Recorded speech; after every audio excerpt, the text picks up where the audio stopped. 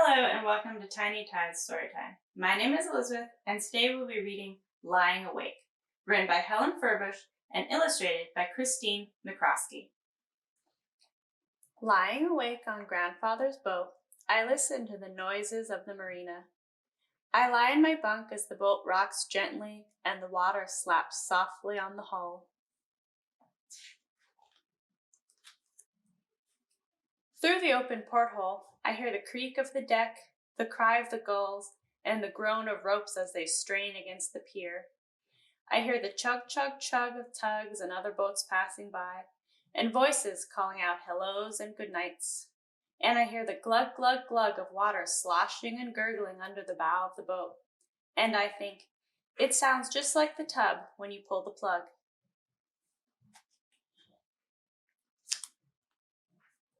From my bunk, I can smell the fresh salt air and fishy seawater, and it reminds me of the harbor seal I saw swimming in the bay earlier in the day, and of the great blue heron that was standing as still as a statue on the swim step of a boat across the way. And we saw an osprey dive bomb into the water to catch a fish. He completely disappeared and then suddenly splashed back up in the air with the fish tight in his talons. We saw noisy crows trying to chase away an eagle perched high in a tree, and the tall black fins of orcas cruising up the sound on their way out to sea. And Grandfather told me orcas usually stay together like peas in a pod.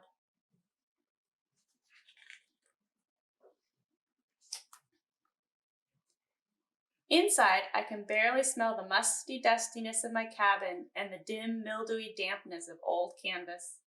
And I smell the fresh bed sheets that Grandfather washed just for me at the laundry in the marina. And I can still smell the molasses crinkle cookies we baked after dinner and then ate while they were warm and soft. And I think, nothing's better than cookies baked on Grandfather's boat. There's a faint smell of kerosene from the lantern hanging by the table, and I can see its lights dancing softly on the walls of the cabin. It looks like the sunlight that sparkled and twinkled on the tide flats when they had stretched way out into the sound at low tide. Grandfather and I walked out to the very edge of the beach where the ferries, fishing boats, and barges were practically within reach.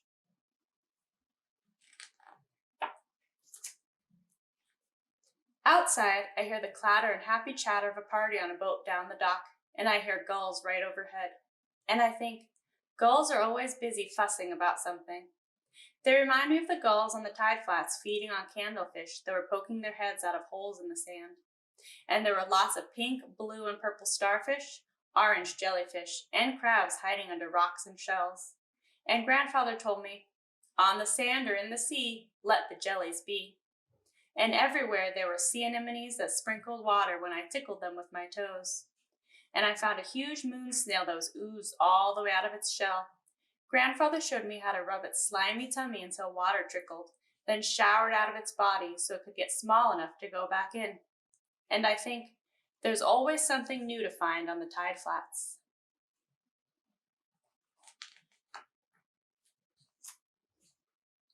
Best of all were the gooey ducks. Grandfather told me, gooeys are chewy. Don't put them in the pot unless they're for chowder. At low tide, they leave big holes on the beach where they're buried in the sand. When you get too close, they shoot up jets of water to warn you away. I loved to run over their holes to see how many fountains I could get going.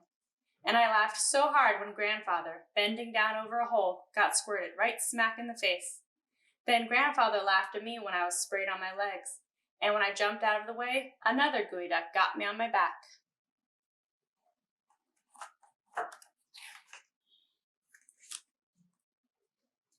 We waded in the freezing cold water of a deep tide channel to cross to another stretch of sand. It was so cold that I thought my feet were going to fall right off. I didn't think I'd make it across, but I did, and after running around a while chasing the gulls, I warmed right up. Suddenly, Grandfather noticed that the tide was coming back in so fast that soon it would snatch up our shoes that we'd left on some sand closer to shore. We ran as fast as we could through pools of shells and seagrass to where they sat, alone on a last island of sand. What a race! Our shorts were soaking wet after all that splashing and sloshing, but we got there in time to beat the tide. We grabbed our shoes just as the water covered the sand right where they'd been sitting. Grandfather told me, our shoes wouldn't have been the first to be taken by the tide. Then we slowly walked back, hand in hand, across the barnacles and rocks, toward our boat in the harbor. It was time to go in and make dinner. We were going to eat out of the crab pot, and I'd never been so hungry.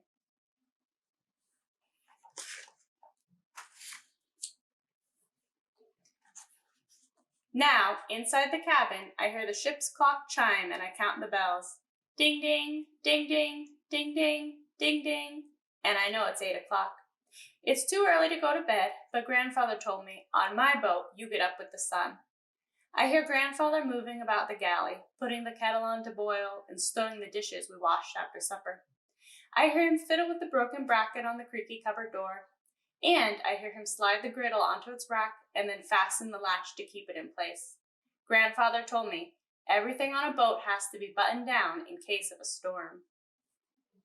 I hear Grandfather flick the knob of the radio to check the weather for tomorrow, then click it off again. And I think, I'm so glad to be here.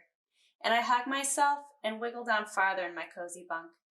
And I'll never forget how, a month ago, I wished harder than I'd ever wished before.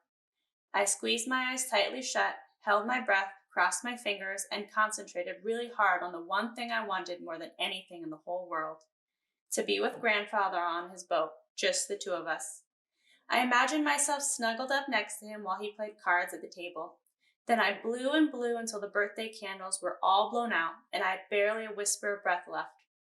And a little later, like magic, the phone rang, and it was Grandfather.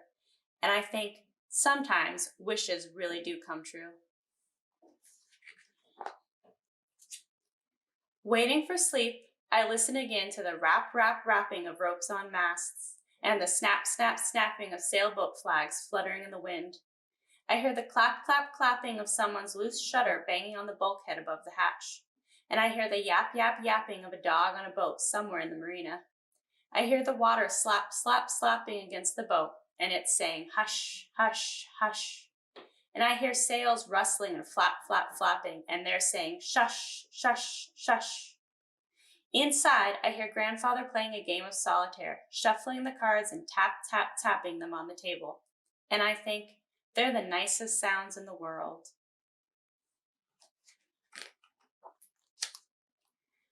The ropes chiming against the masts in the marina are playing a lullaby. Chink, chink, chink.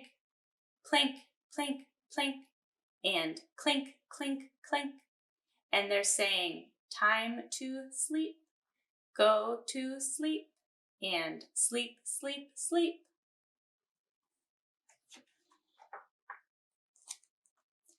So I snuggle down to sleep, deep under my covers, while the boat rocks and rocks, back and forth, alongside the dock. Thank you for joining us on today's Tiny Tides Storytime. If you enjoyed our video, please give it a like, and if you wish to continue getting more of our videos, please subscribe to our YouTube channel or follow us on Facebook at the Puget Sound Estuarium.